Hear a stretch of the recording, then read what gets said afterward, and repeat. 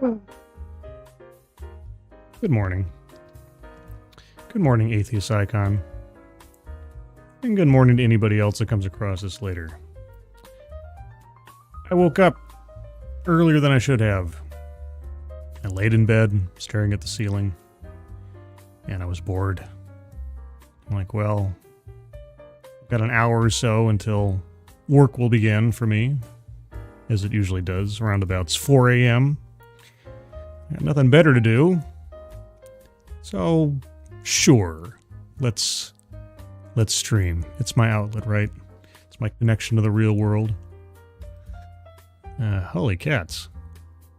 Atheist Icon, good morning. Angelverse, good morning. Funtime Bats, good morning. Attack Alpaca, good morning. Mike Savage, Blarg, Raymond Lewis, good morning to you, and to anybody else that comes across this when people are rightly awake and moving around rather than the ungodly hour of 3 a.m. So, yeah, there's no plan here, no agenda. I pulled up one thing. I was trying to think 5 minutes ago, like, I should have something to talk about. Aside from just, I'm awake. How exciting is that? Got a bunch of little things on my mind this week. Last night just watched the Eric and Lyle Menendez documentary on Netflix in preparation for my follow-up stream with Misery Machine and Polly from Latino Slant to cover that after we looked at the docudrama they put on the other day. I got my 8th anniversary deal coming up on Friday. I was on Midnight's Edge again yesterday morning, which was...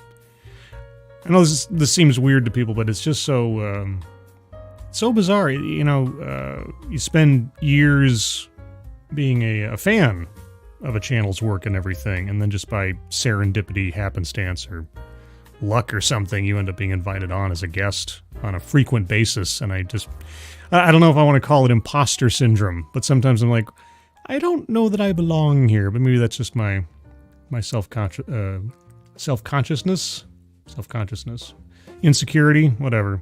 By the way, it's 3 a.m., so my brain might not be completely awake yet. Who else is here? Emblazon64. Saw you on Mead. Great show. Yeah, no, they put on... It's like I say, it's always overwhelming being around guys. Like, this is what they do as a profession, more or less, right? They are stuck into the entertainment industry. They know people within it. When those guys start talking about box office numbers and overseas this and that, and corporate movements and all, I'm just sitting there going like, I am an observer. I am simply a passenger, a stowaway on the pirate ship, and I'm just I don't have anything to add. I feel like most times, right? Except for the most sort of surface level. Casual reactions to things, and picking their brains. When I'm around people who I don't know much about the subjects that they are experts in, the best I can do is try to pick their brains. It's sort of like what I wish I could do when watching a TEDx, right? Because I'm watching it sort of rhetorically. I'm watching it as an observer. I can't interact with the person and ask finer questions or for clarification and such. So I can only sort of listen and react, or assess it as best as I can as a layman. So when I'm around in person, I'm still a little bit... I've got that sort of social anxiety, nervousness, like, what do I say in this situation? I don't know. But I do have a question, and you'd be the guys to ask. So, hey, given the fallout of the Joker sequel... how do you think this is going to affect the not yet released James Gunn DC stuff? I'm like, oh, well, no, that... And then it's like, okay, well, at least now I can, at least participate in the realm of my curiosity, if not my direct knowledge. But anyway, that's all beside the point. Who else is here? Jaeger Pony, good morning. Resolute Germ, good morning. Keldrig, good morning. Hope I'm not clicking. It always looks like there's more time spent on screen with your guy's name, but then when I go back sometimes and look at my videos, StreamYard doesn't have them up that long. So Keldrig, good morning. 1, 2, 3. Resolute Germ, good morning. 1, 2, 3. Attack Alpaca, Good morning. Maybe I should slow my roll a little bit. Oh, also, Noah Alex Asensio. Alexander. I just call you Alexander. That's your special stream name now, Alexander. It's not quite Aesir. It's not quite Alexander. It's Alexander. No, I don't do that. I just think it's funny. Also, Phil Thomas. Good morning. Phil Thomas sounds like either the name of a comic book artist or like a drummer for a band. I don't know if you're either, but that's just the first thing that came to my mind. So I do have a thing. Part of which I did tweet out last night, but I didn't read the whole deal, so I thought I'd take a look at it in more depth, except for the ad playing. So, big news, Kamala Harris did an interview with 60 Minutes last night, which apparently is some sacred event that all presidential candidates have done since the beginning of time, but then Trump dropped out and this is some kind of scandal. But, you know, to their credit, 60 Minutes didn't really let Kamala go on several questions. And it is to her detriment, at least in the abstract. Because who knows how it'll affect anybody who's still debating on whether or not they're going to vote for this person, that person, or otherwise. Kamala Harris makes the case in 60 Minutes interview for why she should be president. Now, I'm not going to play the video of it, because I'm pretty sure that'd probably get me spiked by CBS. But CBS... as far as I know, can't stop me from just reading portions of it. Why is this here? Go away. Little pop-ups everywhere. So I'm jumping down to the questions in the actual interview. And let's critique these questions and answers in sort of the cold light of the dawn, or the lack thereof at this moment. Stop with the ads. No. I don't care about T-Mobile. Even though they are my carrier for stuff. Anyway, Bill Whitaker. We supply Israel with billions of dollars in military aid, and yet Prime Minister Netanyahu seems to be charting his own course. The Biden-Harris administration has pressed him to agree to a ceasefire. He's resisted. You urged him not to go into Lebanon. He went in anyway. Does the U.S. have no sway over Prime Minister Netanyahu? Okay, and again, speaking as a layman, given the fact that we are the primary supplier of weapons to Israel for both their defense and now, of course, offense, you'd think the path of least resistance, let's say, would be to say, hey, Benjamin Netanyahu, if you don't tone down or, reduce your escalation, we're going to cease weapon shipments to you for anything other than Iron Dome. You'll be able to defend yourselves from incoming attacks, but you're going to be on your own as far as making any moves outward. That might, throw a wrench into things. And I don't know if those conversations have or have not been had. Have or not had been had. But, that'd be my sort of... I would assume we'd have that option. But it's true. Netanyahu has... setting aside, whether you think Israel's moves are justified or not, the fact that Biden has been trying to get him to slow his roll, and he defiantly hasn't, doesn't make Biden look all that strong or influential. So what does Harris have to say? The work that we do diplomatically with the leadership of Israel is an ongoing pursuit around making clear our principles. Sorry, what was the question again? Does the U.S. have no sway over Prime Minister Netanyahu? The work that we do diplomatically with the leadership of Israel is an ongoing pursuit around making clear our principles. And again, I haven't read this entire thing. This is the first time I'm reading this question and this answer, so I'm just sort of taking it in. And, okay. Bill Whitaker, but it seems that Prime Minister Netanyahu is not listening. Okay, fair enough. Harris, we are not going to stop pursuing what is necessary for the United States to be clear about where we stand on the need for this war to end. What was the question again? Does the U.S. have no sway over Prime Minister Netanyahu? I understand that this is a touchy diplomatic issue, but you're being called out on something that is sort of, demonstrably obvious. You've made public pleas effectively to Netanyahu to stop, to not go into Lebanon, and he did it anyway. Okay. Bill Whitaker, do we have a real close ally in Prime Minister Netanyahu? Harris, I think, with all due respect, the better question... Okay, so not even going to answer the question. You're going to ask a question that wasn't asked you and try to answer a question that you prefer to ask. Okay. With all due respect, the better question is, do we have an important alliance between the American people and the Israeli people? And the answer to that question is yes. You know, I guess it would be easy, and it is not exactly a new political trick, to ask the question you want to have been asked and then answer it to make it sound like you're actually contributing something to the conversation.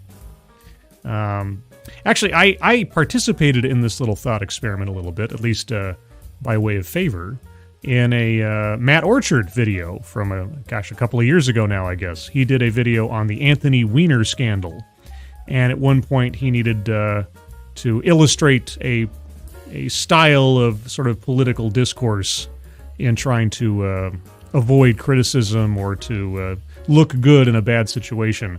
And Matt hired, I mean, it was all for fun, myself and in human form to do some voiceover work for him on that video. So if you look up the Matt Orchard Anthony Weiner video, you may at one point during the course of that very excellent video hear me doing some voice acting. I take a little bit of pride in that. It was great. Let's see. And the answer to that question is yes. The question you asked, yes. While the war in the Middle East has dominated recent headlines, it's the economy that most concerns... Oh, that's not a... Oh, is that still her being quoted? Okay. Sometimes they intersperse these things with like commentary from the report, because this is a transcript of the entire 60 Minutes thing, so my apologies. So this is still Kamala Harris talking. While the war in the Middle East has dominated recent headlines... Is that how real people talk? It's the economy that most concerns American voters this election year, as always. Yeah, but he was asking you about our relationship with Israel and specifically Netanyahu. So you want to talk about the economy, but he's asking you...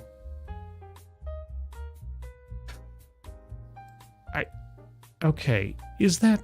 See, here's the thing. I don't know that this isn't 60 Minutes talking because there's no quotation marks around these things. So was that her answer? Okay. Bill Whitaker. There are lots of signs of the American economy. I guess that wasn't Harris talking.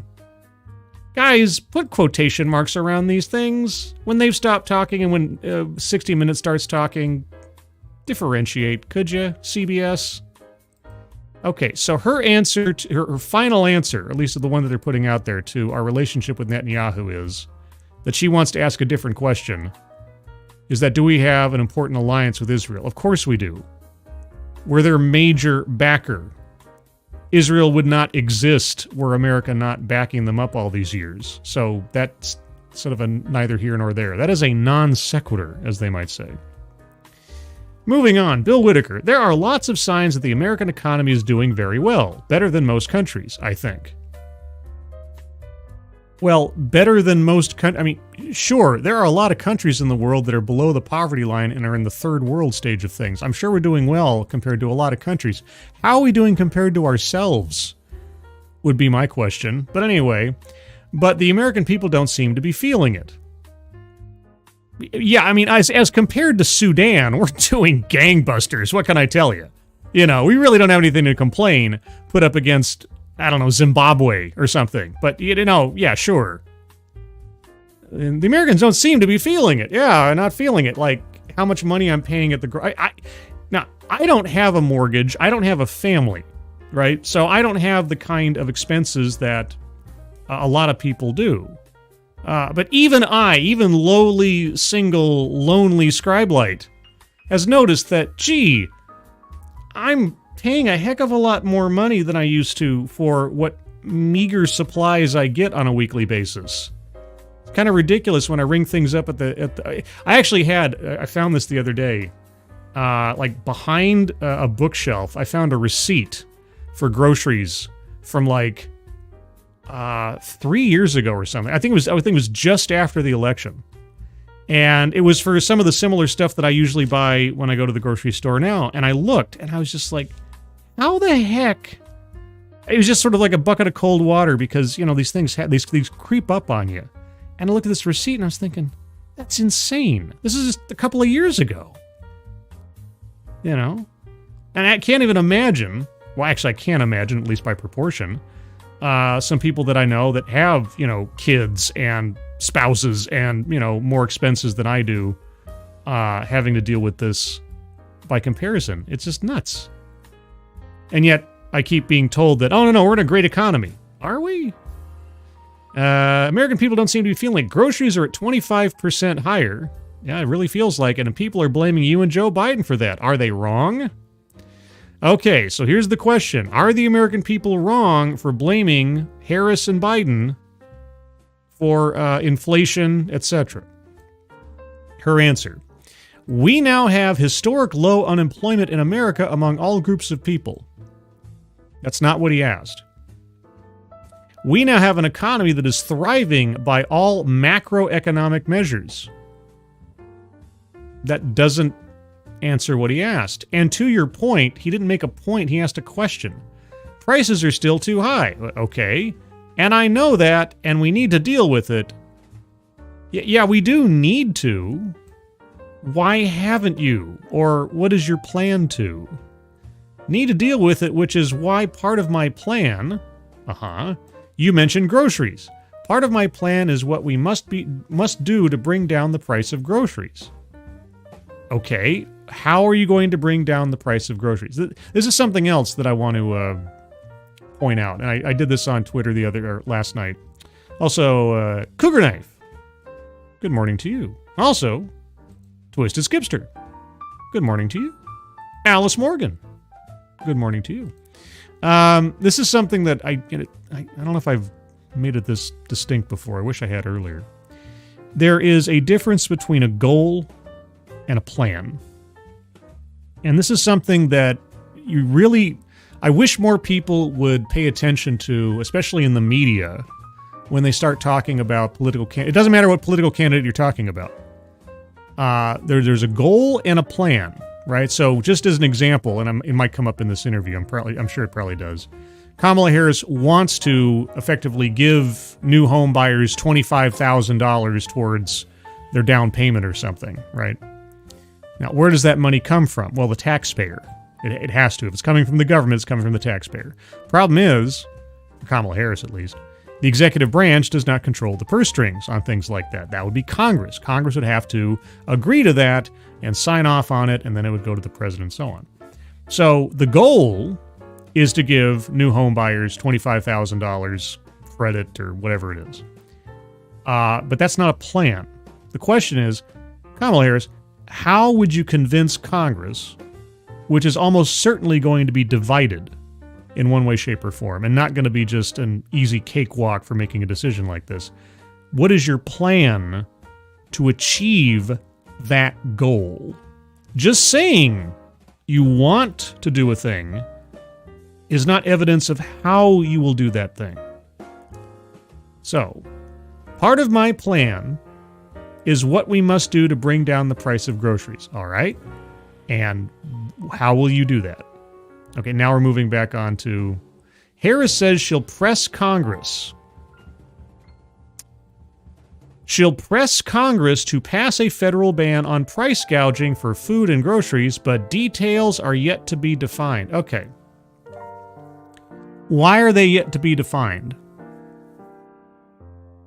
At this late date, I realize that she effectively started campaigning, I don't know, a year after the campaign really began, let's say, because Biden dropped out at a very strange time. But was this not Biden's plan?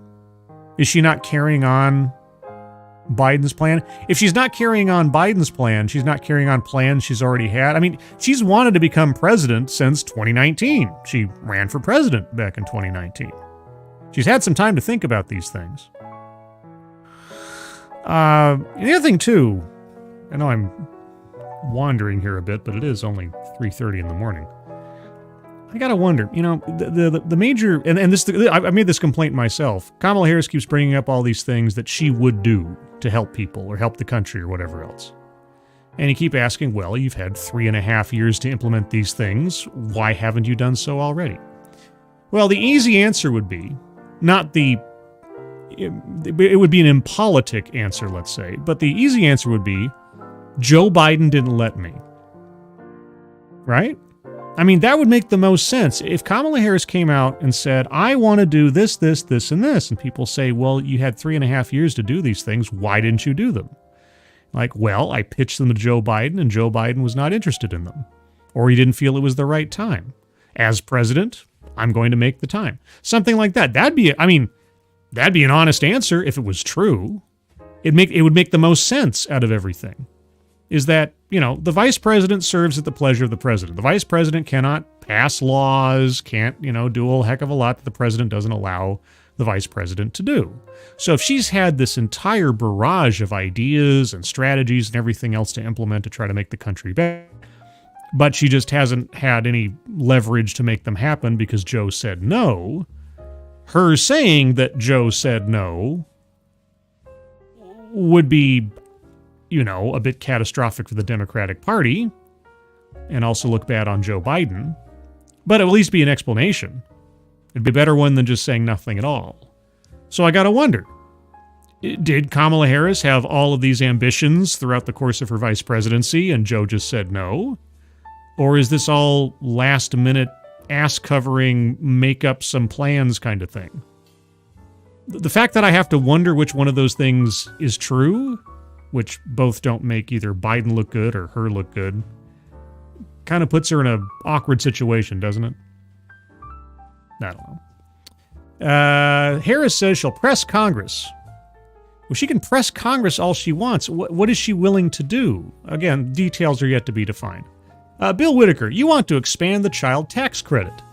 Harris, yes, I do. Okay. You want to give Whitaker again. You want to give tax breaks to first-time home buyers. Harris, yes. Whitaker, and people starting small businesses. Harris, correct.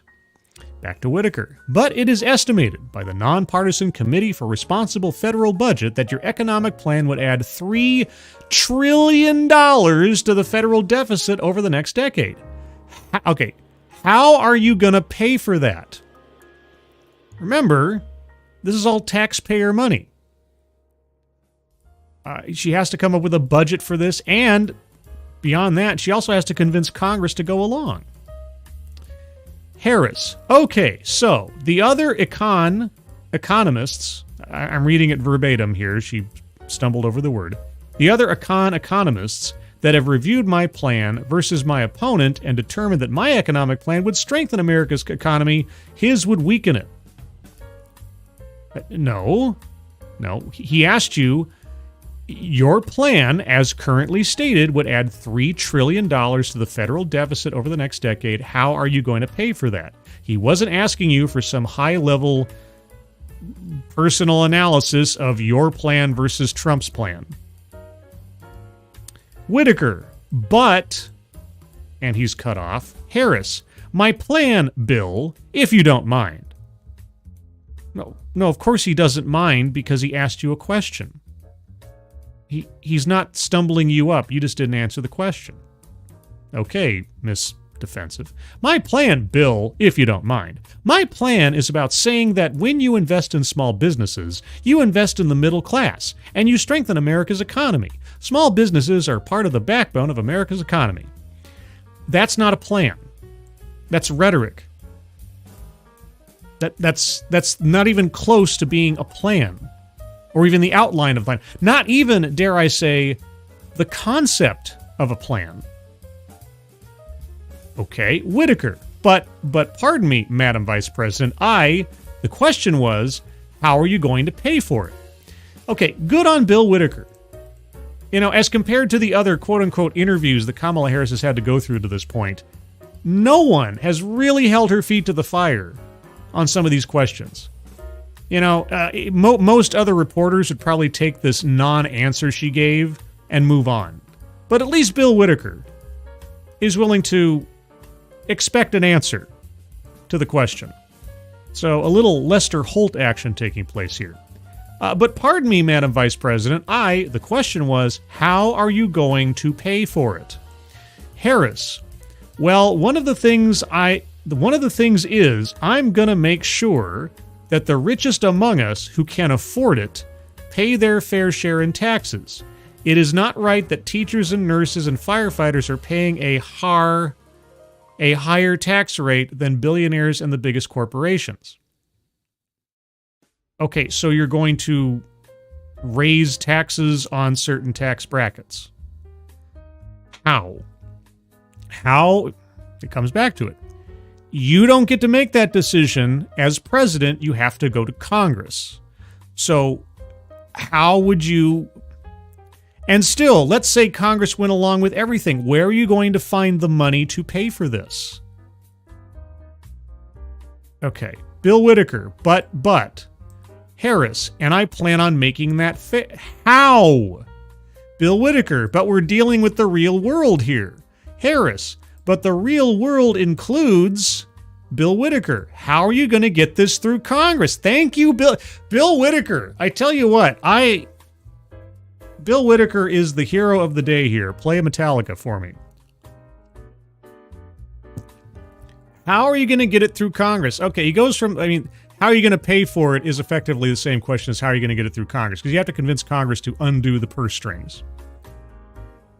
Harris, when you talk quietly with a lot of folks in Congress, they know exactly what I'm talking about because their constituents know exactly what I'm talking about. Their constituents are the firefighters and teachers and nurses. Their constituents are middle-class, hardworking folk. How are you going to get this through Congress? Oh, people work for a living.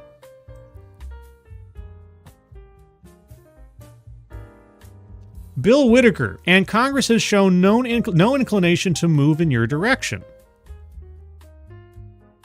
Right, so yeah, I talk to people in Congress, and they know what I'm talking about. Well, there's no evidence they're going to agree with your plan. Harris, I disagree with you. You disagree with him? Why? What evidence do you have that Congress is inclined to go along with your plan? There are plenty of leaders in Congress who understand and know that the Trump tax cuts blew up our federal deficit. None of us, and certainly I cannot afford to be myopic in terms of how I think about strengthening America's economy. Let me tell you something. I'm a devout public servant. You know that. I am also a capitalist, and I know the limitations of government. What? Again, I haven't read this before. It's not often that we get to hear Kamala Harris in her full bloom, absent a teleprompter, and actually being asked completely reasonable. He's not asking her, to solve the mystery of human consciousness. How are you going to pay for these plans? How are you going to pay for these goals you have? Because that would be the plan, right? The chain of steps that you imagine you'll have to take to get to the goal. The goal is to give bonuses to small businesses and extend the child tax credit and all these things. Plenty of goals. How do you get there? What is the plan? How are you going to pay for it? How are you going to convince Congress? The executive branch does not change taxes like that. You have to go to Congress. Congress is going to be, more likely than not, divided. And it's entirely possible it may be divided against the president's, a Democratic president's interest, let's say. So you're going to have to give to get. You're going to have to compromise. Now, I understand that maybe, given the fact that she doesn't necessarily know what the makeup of everything is going to be by the time she's president, if she becomes president, that, world circumstances and stuff may shift between now and January and so on. So she can't necessarily tell the whole Megillah, right? She can't show her entire hand, because some of this is speculative. But you should at least have the outline, the concept of a plan that you can share with people to convince us that when the time comes, you know what you're doing, you know what you're talking about, and that you have some confidence in your strategy to achieve your goals. Instead, we get nonsense. This is just sophistic pablum. Nothing. It's not even good. I mean, at least Obama could probably, like, you know, BS his way through an answer like this and sound like he knows what he's talking about. But no, that's not where we're at, apparently. Also, Kiro Soldier, good morning to you. Asan, press. Yeah, she's going to press Congress. She's going to really, you know, put the pressure on Congress. Kamala Harris is going to use all of her leverage to press Congress. You know, if Kamala Harris becomes president of the United States, she in fact may be the first president, and I'm just sort of making a prediction now, she might be the first president to come into office with almost no political capital to try to leverage anything that she wants to do. Now, obviously, regardless of even if she had, like, decent levels of political capital, if she encounters a Congress that is weighted more towards the Republicans, or at least in a situation where she doesn't have an easy walkthrough in the House and the Senate for different things, she would have an uphill battle. But even so, even within her own party, I think she's going to come into office, if she comes into office, with very little political capital. She didn't go through a primary to achieve the nomination. She's been in the background of the Biden administration for the better part of the last 3.5 years because she's been such an embarrassment and practically useless out there. The rifts between the Biden side of the White House and the Kamala office are manifest and not exactly secret.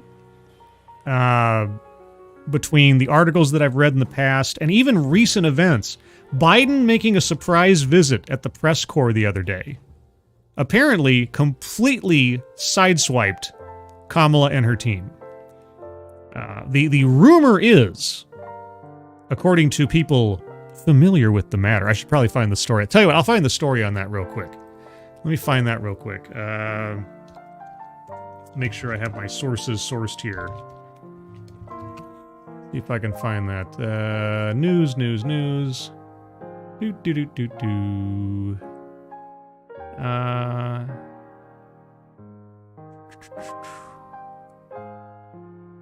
Let's see if I can find that here, because it was okay, I think this is it. Let me pause in my recitation of this sucker here, and we'll come back to the 60 Minutes thing in a second. I think this is the right one. Let's go over to this, shall we, from Axios. This is the Disappearing Bidens, a quiet end to a presidency. This came out, I think, on October 4th, so just 4 days ago. Joe Biden's visit to the storm-ravaged states in the South this week was an event that's become increasingly rare for the president. A public appearance. No, wait, this isn't right. No. No, he did a press corps appearance. Hold on. Sorry, guys.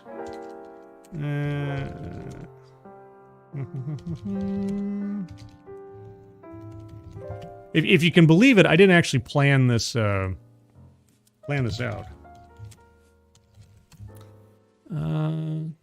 Unless it was complete and total rumor mill stuff.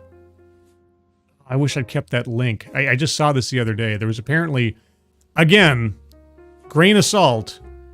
Apparently there was some kind of fight, some kind of exchange over the phone or otherwise between Jill Biden and Kamala Harris because of Joe showing up at the press corps the other day out of the blue and making a bunch of statements that seemed to harm or make light of the political situation. Dang it. I wish I had it here. I don't. If somebody else knows what I'm talking about, and because I saw it, of course, I saw it on the most reliable source in the world on Twitter. If you know what I'm talking about and know where I might find that. And of course, I closed the window to the very article. Oh, dang it. I didn't mean to do that. Do you know that I didn't plan this stream? I know. It's crazy. It's cray-cray. Okay. Fortunately, I think, yes, Chrome saved my place.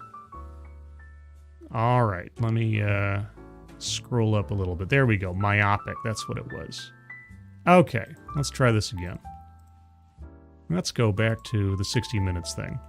I'll see if I can find that that Jill Biden, Kamala Harris fight thing. And if I do, I might bring it up on the Sunday stream. Wait, Asan. Do you have flashing light emojis at the beginning of the tweet? Did it have it? It may have. Like I said, I'm reaching in my memory here. It was just either yesterday or the day before or something. So yeah, it was a story from somewhere. It might have been the New York Post or something, to the effect that there was a phone call between Jill Biden and Kamala Harris after Joe Biden showed up unannounced or just kind of a surprise appearance at the press corps the other day. Back to 60 Minutes. Bill Whitaker. A quarter of registered voters still say they don't know you. They don't know what makes you tick. And why do you think that is? What's the disconnect? Well, because she's been in the background. She keeps changing her positions on everything. She's been, up until very, very recently, pointedly hiding from the press and public events that weren't completely staged. At least that's my, off-the-cuff reaction. Harris, it's an election bill. You're right, Kamala, it is an election. And I take, pause, it seriously that I have to earn everyone's vote. Well, actually you don't. See, this is the thing. In this situation, you don't have to earn everybody's vote. You're not Trump. In a lot of people's eyes, that's enough. It's not much of merit, but it's the best merit you've got in a lot of cases. You're not Trump. There are enough people out there who want anybody but Trump as the president again that they're willing to vote for you. So earning it, in your case, and has been the case in your career thus far in presidential politics, has been just to show up. But anyway, this is an election for President of the United States. Why, thank you, Kamala. I wasn't aware. No one should be able to take for granted that they can just declare themselves a candidate and automatically receive support. Oh, wait a second. Wait, no. What? What is that? What the fuck is that? That's exactly what you did. That's exactly what's happened. I mean, whether you want to admit it or not, that's exactly what has happened.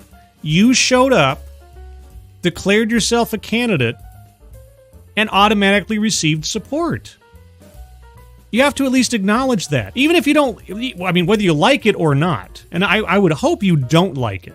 Here's the thing. If this was an honest person we were dealing with, this would be the worst possible set of circumstances to show up as a nominee for president. Not going through a primary, being a default candidate. You didn't earn it. You were selected to be vice president, not because you were some kind of savvy politician or you brought a whole lot of votes. You looked the part. And you had a mild amount of disagreement with the eventual boss on the campaign trail, so it kind of looks like he's unifying the party. Right? By bringing on a critic of his into the White House. But also because specifically you were a woman. And then secondarily a woman of color. You lost your presidential bid. You couldn't even carry your own state in the primaries. And you were plucked from the edge of obscurity. If Joe Biden had not picked Kamala Harris to be vice president, she would be working in a professorship at Howard University right now or something, or an honorary professorship or something, and doing the speaking tour. She would be a nothing in relative terms. The only reason she's even prominent is because Joe Biden plucked her from oblivion. She's only nominee now because no one else dared challenge her this late in the game.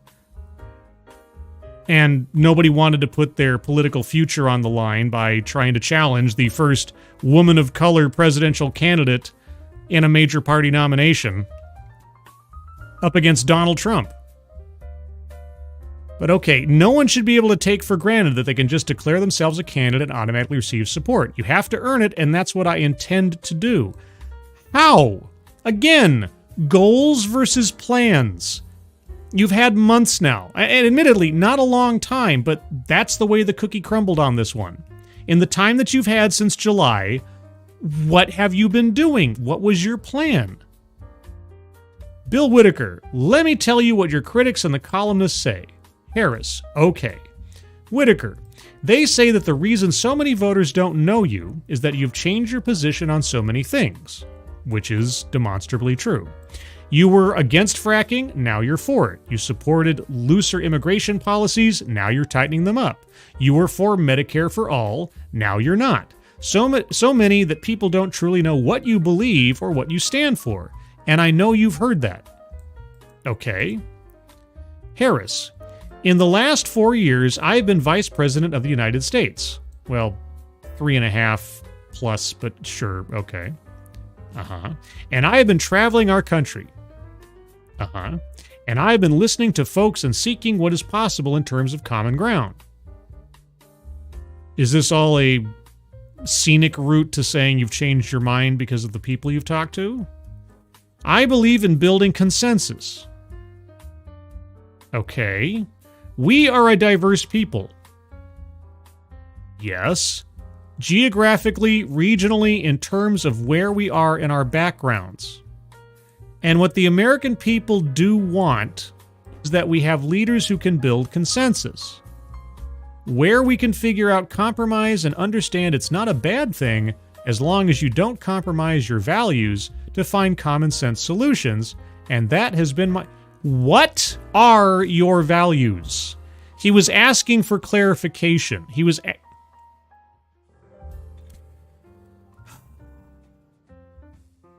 You see, at the same time that I'm reading this, I'm trying to imagine, as I have been basically since, 2021?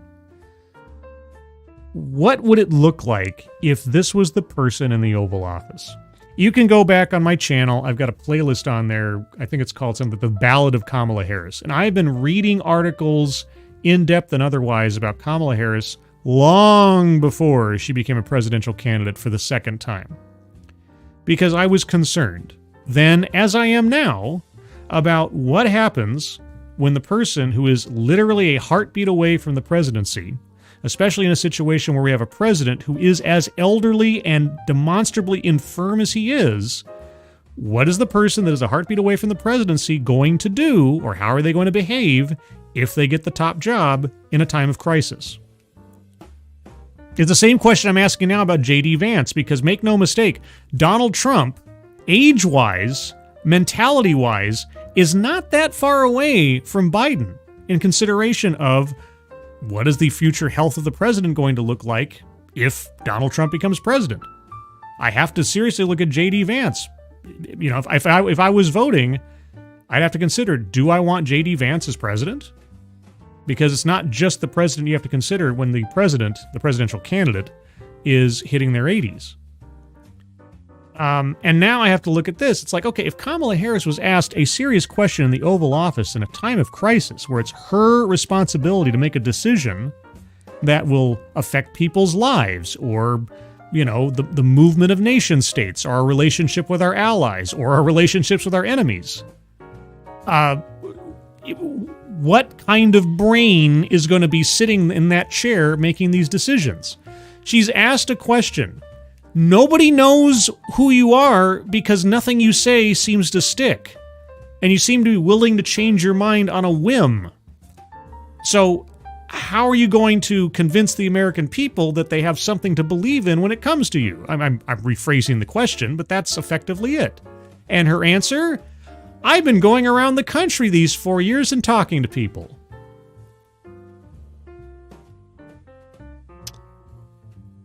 And that's her answer. At least that's the answer that the 60 Minutes in its totality decided to give us. Okay. What's this over here in the chat?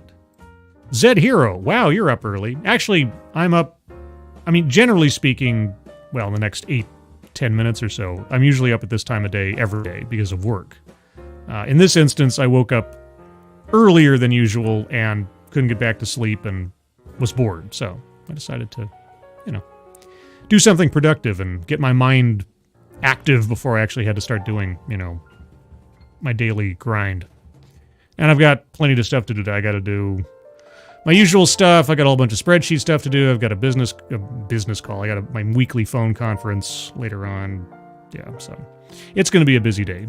Sabian, the only reason she was picked was because if they had chosen someone else, the Biden campaign would have had to give the $90 million to charity.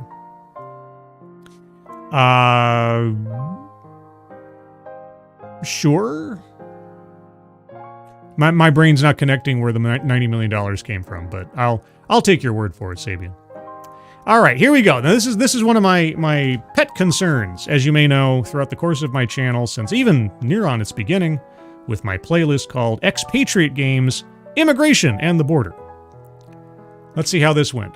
Bill Whitaker, you recently visited the southern border. Yeah, for and I covered this the other last week or whatever, how she and her office were dithering over whether or not to actually have her do a photo op at the border while they were in Arizona. They weren't sure they were going to do it. They're like, should we, shouldn't we? Like, you want to be president, right? This is an issue you're going to have to deal with, so it might be odd just showing up at the border for, like, the first time in a couple of years. But anyway, you recently visited the southern border and embraced President Biden's recent crackdown on asylum seekers.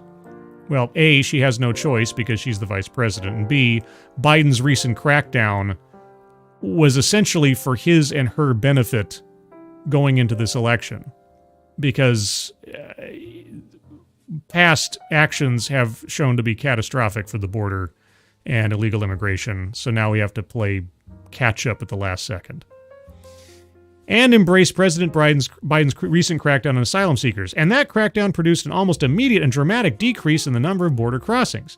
If that's the right answer now, why didn't your administration take those steps in 2021? An excellent question, Bill Whitaker. Excellent question. In fact, question I've asked over and over and over again. Let's see what she says. Harris, the first bill we proposed to Congress was to fix our broken immigration system.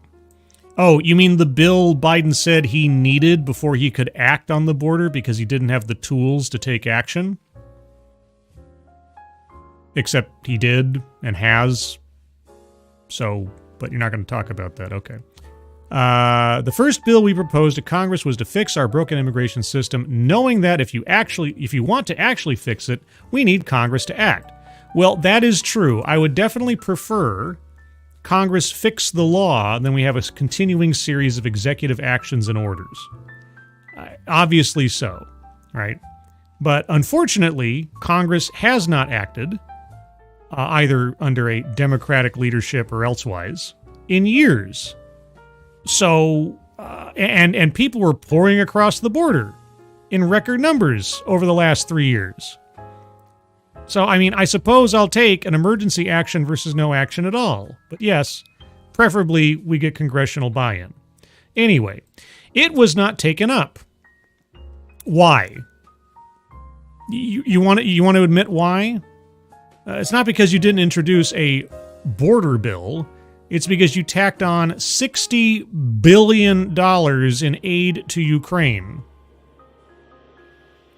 And of course, the Republicans are going to say no. And of course, the Democrats could say, well, see, the Republicans aren't serious on the border.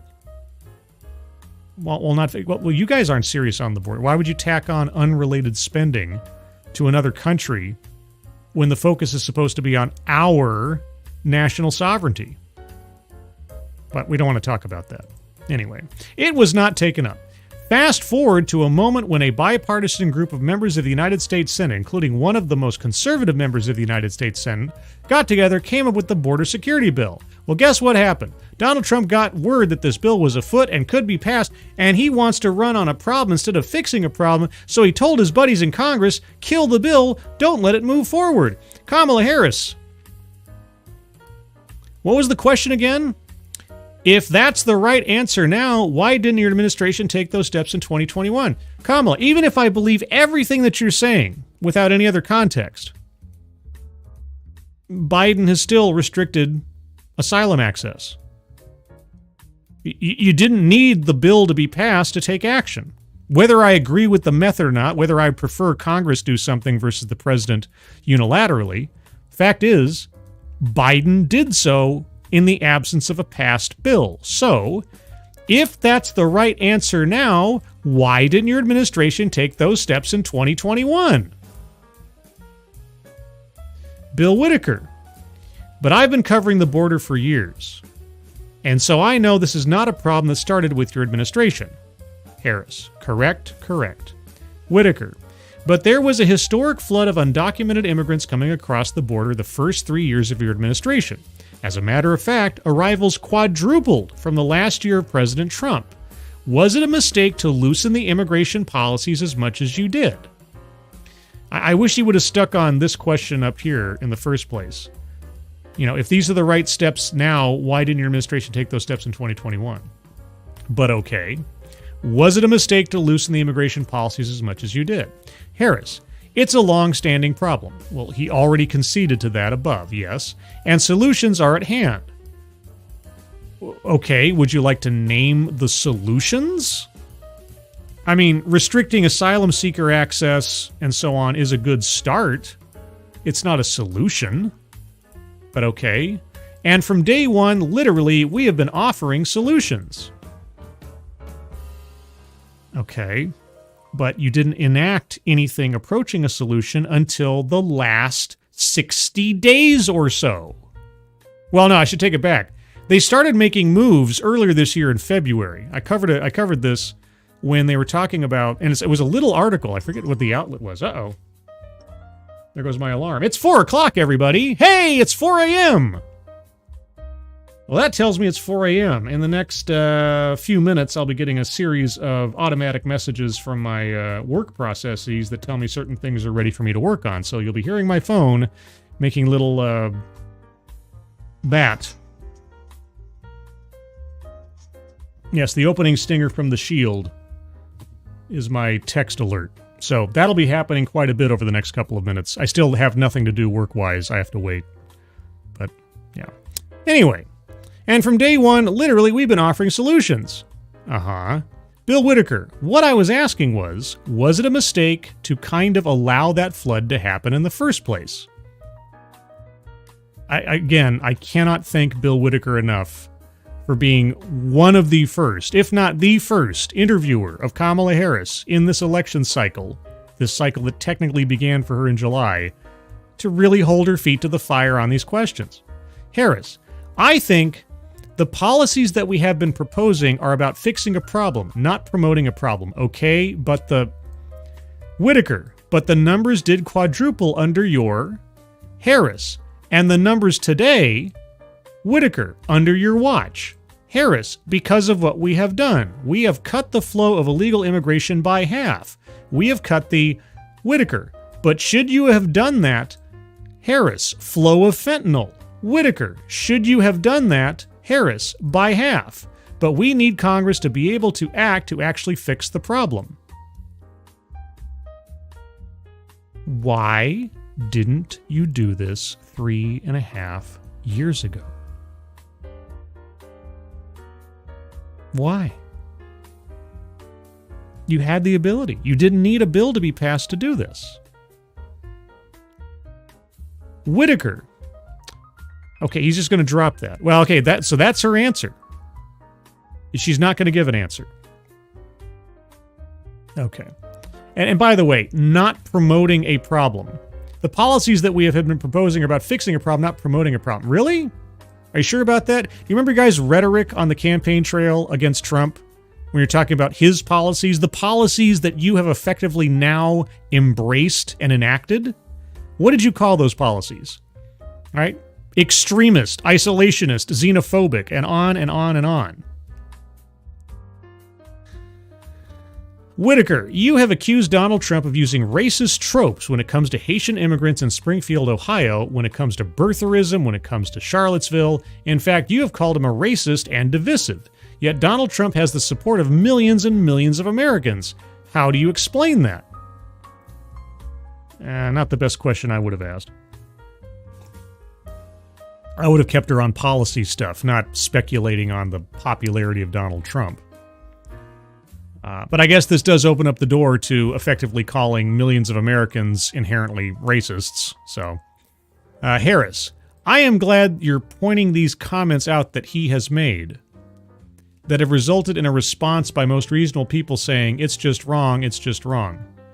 Yeah, I wasn't jazzed with Trump bringing up the eating cats in Ohio thing. He should have more focused on the sudden influx of tens of thousands of people into a relatively small community that effectively increased the population by a third within a very short amount of time with no real increase to resources or housing or anything else.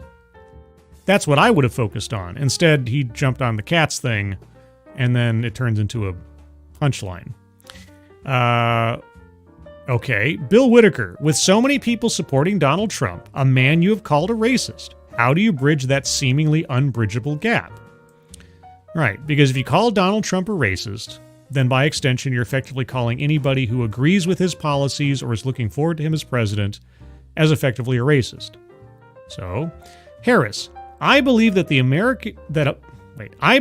people of America want a leader who's not trying to divide us and demean.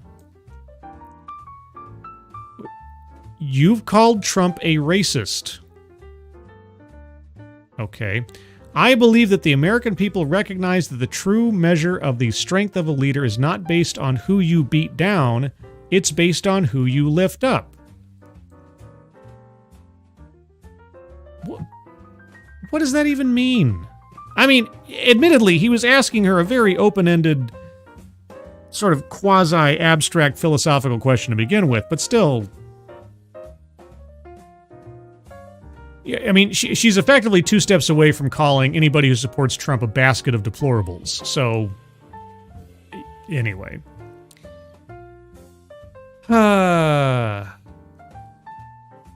Harris campaign has been hopscotching the country, and with less than a month to go, the pace is picking up. The vice president told us she's lost track of how many states she's visited. Harris, how are you doing? Whitaker, I'm doing well. Are we back to the beginning of the interview? What? Harris, you well? Okay. This feels like we're jumping to the... What? We joined... What's this? Oh, now we're talking to Liz Cheney? Okay. Sorry, I hadn't read this ahead of time. And at a rally plastered with country over party banners... Okay, I hadn't heard that phrase yet. Harris appeared with staunch conservative Liz Cheney. Is she really a staunch conservative? I don't know. As vice chair of the House January 6th committee, Cheney became one of Donald Trump's fiercest critics. Yeah, and now she's a irrelevant civilian. She's been out of office for a long time now. I don't understand. To this day, I do not understand why Liz Cheney, after she is no longer in office, is still, I'm told all the time how relevant she is.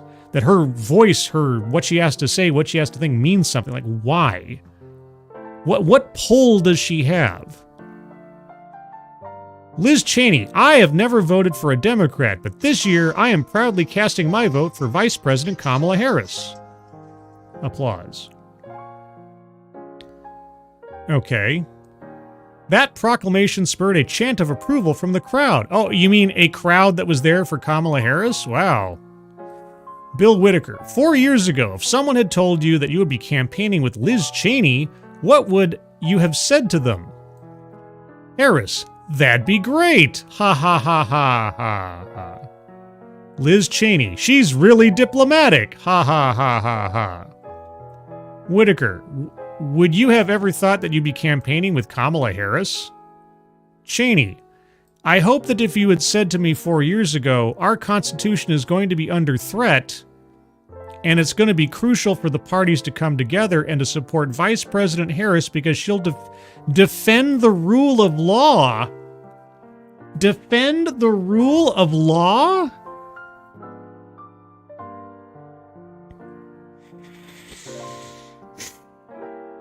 Right. Let's talk about the First Amendment and trying to control social media under the Biden-Harris administration. Okay. I don't know if I really want to keep going with this because I'm going to have to be going to work here pretty quick. And this seems like they've gotten into gal palling around with Liz Cheney. Oh, Tim Walz. Oh, I guess I should take a look at what Tim Walz had to say. Okay. Oh, wait, what's this? Bill Whitaker. So what kind of gun do you own, and when and why did you get it? Fair question. Harris. I have a Glock, and I've had it for quite some time.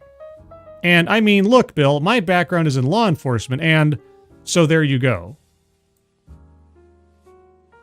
You were an attorney. Being an attorney does not... Okay. I mean, that is part of law enforcement, true enough, but that doesn't automatically make me think, oh, they're necessarily a gun-toting gun enthusiast. Bill Whitaker, have you ever fired it?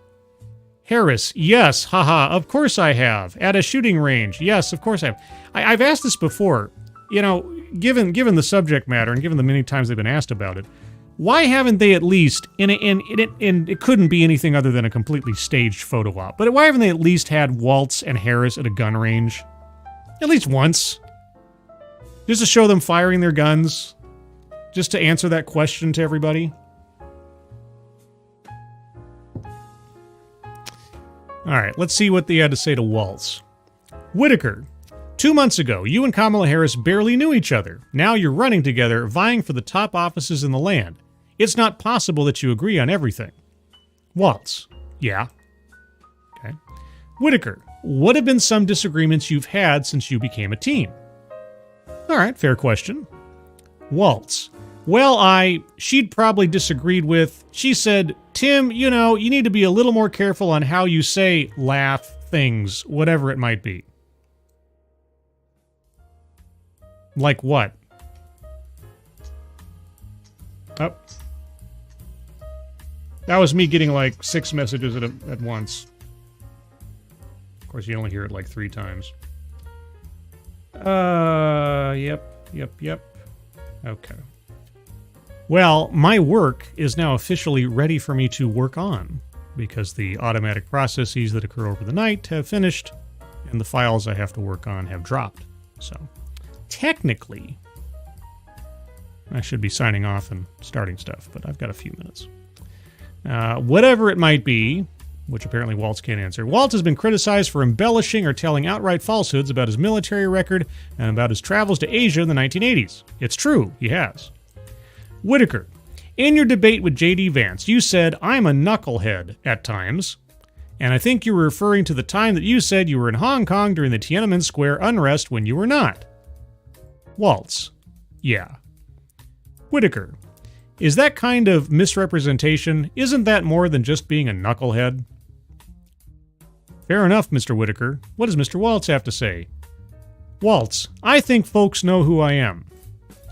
Tim, you are wrong. Nobody knows who you are. The only thing that we know about you is that you are a moron on a debate stage. That's about it. Okay, all we know is that you presided over a state and allowed the most insane amount of unrest occur in the riots in your state after George Floyd. You just stepped aside and let it happen most of the time. We don't know diddly. This is the whole point of this interview, isn't it, Tim? Because people don't know anything. Also, we have a celebrity in the chat. It's Latino Slant. Harris is not equipped to run a Dairy Queen. You are darn tootin'. Seriously, let me put this in the chat again real quick, because this is something that I really want, I would really hope everybody would take the time to read. This is an article from 2021. Okay, so this is long before recent events, obviously. This is from CNN. This is not a short article. In fact, this is effectively a novella. The article I just put a link to in the chat, and I'll try to remember to put in the description as well for reference. And I did a stream on this. And when I did the stream on this a couple of years ago, I didn't know it would be such a long article. This is effectively a tell-all book about the inner workings of the Kamala Harris office while she's vice president that is absolutely devastating. This is the kind of thing you would expect to see come out after an administration has closed up shop, when people feel safe to really let the rumors and the background of things fly, the dirty laundry. This is how the Oval Office would have been run had Kamala Harris won the presidency back in 2020. And from everything that I'm seeing on the campaign trail since July, I have no reason to believe that those same mechanisms and the same quality of administration is not taking place right now. So really, if you want an absolute political horror story, read that article from, again, CNN, of all places. It is amazing. I should probably do another reading of that sometime, like an edited just reading of the article for dramatic purposes, because at the time that I read it the first time, I was off the cuff and I did not know it was going to go on that long. All right, Waltz, I think folks know who I am, and I think they know the difference between someone expressing emotion, telling a story, getting a date wrong by you, rather than a pathological liar like Donald Trump. Wait. Who's the pathological liar right now? No, we're not talking about Donald Trump, Tim. We're talking about you. You embellishing your military record. And that's putting it, according to the people that know the truth about you, that's probably putting it mildly. And making up out of whole cloth you being present at historical events. I mean, you're trying to make yourself into some kind of Forrest Gump, and you might be just as smart, but not nearly as endearing. Bill Whitaker. But I think it comes down to the question of whether you can be trusted to tell the truth. Waltz. Yeah, well, I can. I think I can. Oh, okay, so you're the little engine that could? I was about to say Thomas the Tank Engine. Sorry, I get those mixed up sometimes. He's the little engine that could. The little waltz that could. I think I can tell the truth.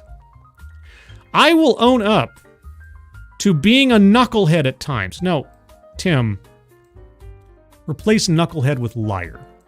Okay? Every time that you describe yourself as a knucklehead, I'm going to swap that out for the word liar, because that's what that means. I will own up to being a liar at times. Well, then own up to it. But the folks closest to me know that I keep my word. I don't want to know about the folks closest to you. I don't care about the people who are already predisposed to you. I want to know why anybody in the country who's making a vote should trust you. And you need to make that case. But apparently this isn't the format or forum for it. Whitaker, former President Trump, says that you and your administration here in Minnesota has been dangerously liberal. Radical left, he calls it. So what do you say to that criticism that rather than leading the way, you and Minnesota are actually out of step with the rest of the country? Okay. Waltz, President Trump may be referring to that our children get breakfast and lunch in school so that they can learn. I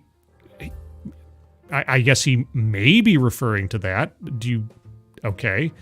He may be talking about we have a paid family medical leave policy that was promoted by the business community. Donald Trump spends his time tearing down states rather than lifting up the things that we do, the best of it. Donald Trump's critiques of that, not only are they wrong, but I'm waiting for what? What is his solution? Here in Minnesota, we're so optimistic we walk on water half the year. Ha ha ha. What? Sorry, when did Tim Waltz become governor? Sorry, I don't know this. Tim Waltz, governor.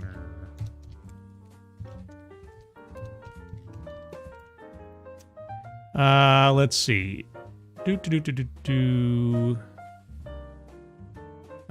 January 7th, 2019.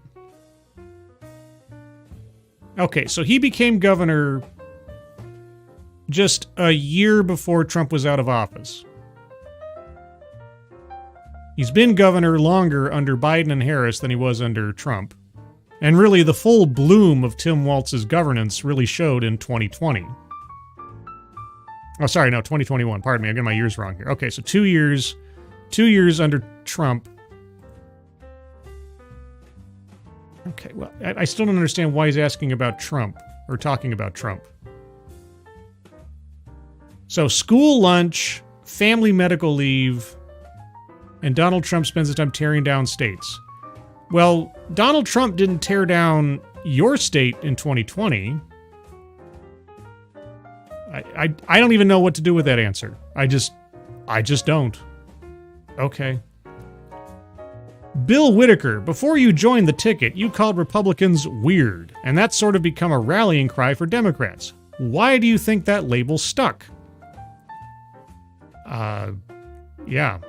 Waltz, I was really talking about the behaviors, okay? Being obsessed with people's personal lives in their bedrooms and the reproductive rights. Sorry. What was there? Here, what did Waltz say about the vaccine mandate?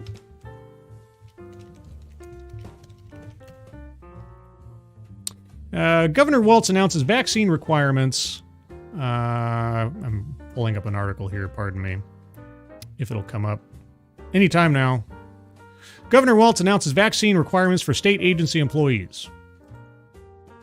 I was really talking about the behaviors, being obsessed with people's personal lives in their bedrooms and their reproductive rights, making up stories about folks legally here eating cats and dogs. They're dehumanizing. They go beyond weird because I said this. It becomes almost dangerous.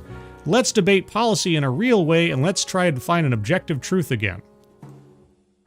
This coming from Mr. Tiananmen Square. This coming from I fought in combat situations. This coming from mandates of vaccines. Okay. I think I've done my duty here as far as the 60 Minutes interview.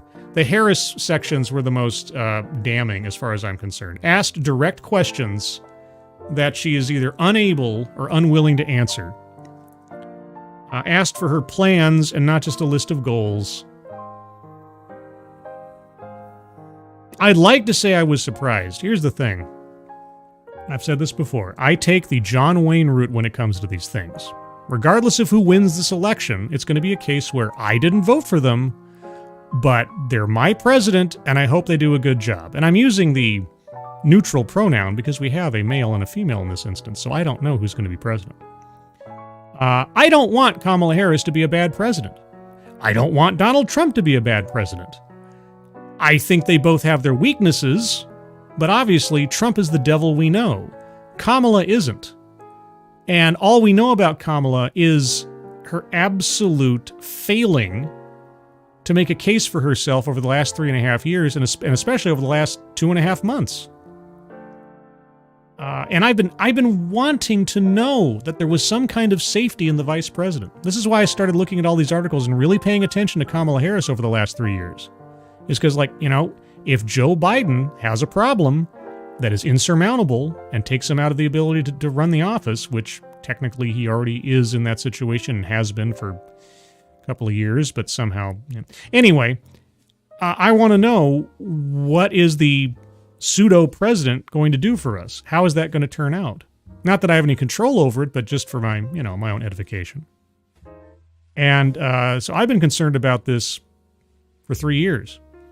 And now she's the nominee by effective fiat. Anyway, there you go, guys. There's my impromptu I'm awake at 3 a.m. stream. And now I must away to the wonderful world of work. But before I go, a couple more hellos. Mr. Tickletrunk, good morning to you. He's Forrest Lump. Lump lingered last in line for brains, but the one she got was sort of rotten and insane. Something like that. Small thing, let's see. Small thing so sad that birds could land. Trump's fast asleep or rocking out with the band. Anyway. The Presidency of the United States of America, an appropriate band title for what I was just talking about. Molly Okami, good morning. Hey, Scribe, less than an hour of work to kill, and I get to spend it with you all. Yay! Yep, I got to go off and do work stuff now. work stuff. Also, Green Badger Outdoors. Have a better one, everybody. Yes, indeed. Peter, forced hump. That sounds like a very particular fetish video somewhere. But anyway, JB, hi Scribe. Hi, Yaby. How's it going? All right, everyone, I'm going to call that here. A couple of plugs before we go. Not hair plugs, but plugs for shows. In the near future, I'll be doing a follow-up secondary stream with Misery Machine and Latino Slant covering the Eric and Lyle Menendez documentary, not the docudrama, the documentary that was just released on Netflix yesterday. I've already watched it. I have 4 pages of notes. 4 pages in a little spiral-bound little notebook thing. I made a lot of notes on that one, so I did my due diligence on that. So that stream will be coming up in the near future. Can't say when exactly. We'll get that squared away soon, hopefully. Also, Thursday, per usual, at 6 p.m. Pacific, 9 p.m. Eastern, will be TED Excellence. I'll take a look at another TEDx talk or TED Talk with TEDx Bingo for analysis, education, and enlightenment. And then Friday, October 11th, at noon Pacific Time, 3 p.m. Eastern Time, we'll begin the at least 3-hour 8th anniversary extravaganza on my channel. 8 years on YouTube. I'll have guests, and we'll probably look at my old videos to laugh at how bad they were, and we'll do Mad Libs, and maybe do a TEDx. Who knows? It'll all be fun. It'll all be casual. And Polly, have a great day, homie. Great day to you too. Polly, hope you have a good day. And we'll talk soon about more Menendez madness. Anyway, everybody, thank you so much for joining me. Moderators, thank you for keeping an eye on things. Even though everyone here is so well behaved, you have very, very little to do. The Discord server. I apologize. This is how professional I am. I really should do this ahead of time. I didn't plan this, if you noticed. This is all 3 a.m. That phone call at 3 a.m., that was me this time. That was me.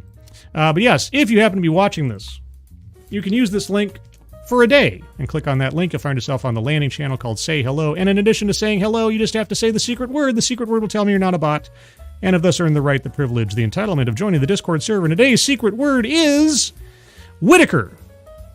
Because in honor of Bill Whitaker, the best interviewer of the presidential candidate of Kamala Harris thus far, just say hello, Whitaker, and I'll know that you watched the show. Everyone, have a good rest of your Tuesday.